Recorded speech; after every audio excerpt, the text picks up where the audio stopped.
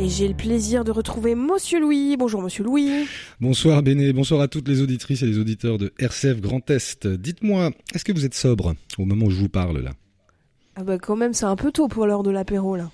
Ah ouais non, j'avais oublié que je parlais à une Alsacienne pur jus de Gewürztraminer. Je voulais parler de sobriété énergétique, car tel est le nouveau credo du gouvernement.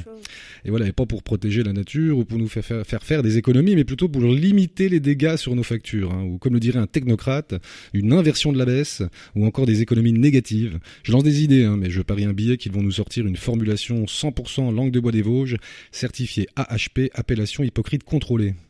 Oui, mais n'empêche qu'un petit verre de blanc d'Alsace, ça réchauffe. Eh ben, détrompez-vous, Bénédicte. Si ça réchauffe le cœur, ça ne réchauffe pas le corps. C'est une idée reçue, car en réalité, l'alcool, dilate les vaisseaux sanguins et stimule les terminaisons nerveuses à la surface de la peau par un apport de sang chaud. Au contraire, la température interne baisse, pas comme nos factures d'électricité, et donne une impression de chaud, mais je vous déconseille d'ajouter quelques gouttes de schnapps à votre chocolat chaud. Si vous croisez votre voisin de palier après une soirée bien arrosée, ce serait ironique de lui répondre « Je suis pas bourré, je suis très sobre, énergique. Bref, je suis sobre. » Alors vous allez peut-être me faire remarquer, donc Monsieur Louis, vous ne seriez pas en train de faire une deuxième chronique sur les idées reçues car vous n'aviez pas reçu d'autres idées ? Dis donc Monsieur Louis, vous ne seriez pas en train de faire une deuxième chronique sur les idées reçues car vous n'aviez pas d'autres idées ? Encore et toujours ce problème d'écho dans mon casque. Antoine, réveille-toi s'il te plaît. Oui, mais si Antoine est somnambule, c'est peut-être dangereux de le réveiller. Alors s'il y a bien quelqu'un dans le monde qui n'a pas l'air dangereux, c'est bien le technicien de RCF Nancy. Figurez-vous, Béné, que non, réveiller un somnambule n'implique aucun danger pour les promeneurs à l'aveugle.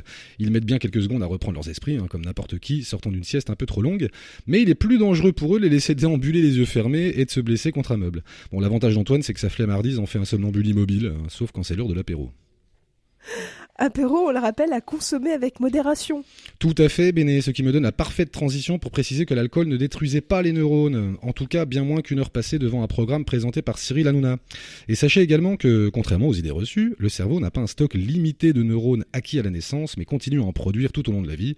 Cela s'appelle la neurogénèse, et c'est une excellente nouvelle pour toutes les personnes souffrant de maladies neurodégénératives ou pour Madame Nadine Morano, qui nous a rappelé sur France 5 en 2012 qu'elle n'est pas raciste, puisqu'elle a une amie, je cite, plus noire qu'une arabe, ce qui me donne une transition colorée pour parler du riz blanc. En effet, si vous avez la chance d'avoir encore du gaz ou de l'électricité cet hiver, n'hésitez pas à manger du riz qui n'est absolument pas facteur de constipation, contrairement à une alimentation déséquilibrée et peu riche en fibres. Donc mangez du riz et faites des cacas joyeux. Et que penser du ministre de l'économie qui a déclaré vouloir porter des cols roulés plutôt que des cravates pour faire des économies ? Je pense qu'il a un budget cravate démesuré par rapport au budget énergie du français moyen. Et je vous laisserai avec cette citation de feu Michel Colucci dit Coluche, je cite « Ça fait beaucoup marrer les gens de voir qu'on peut se moquer de la politique alors que dans l'ensemble, c'est surtout la politique qui se moque de nous. » Belle semaine à tout le monde.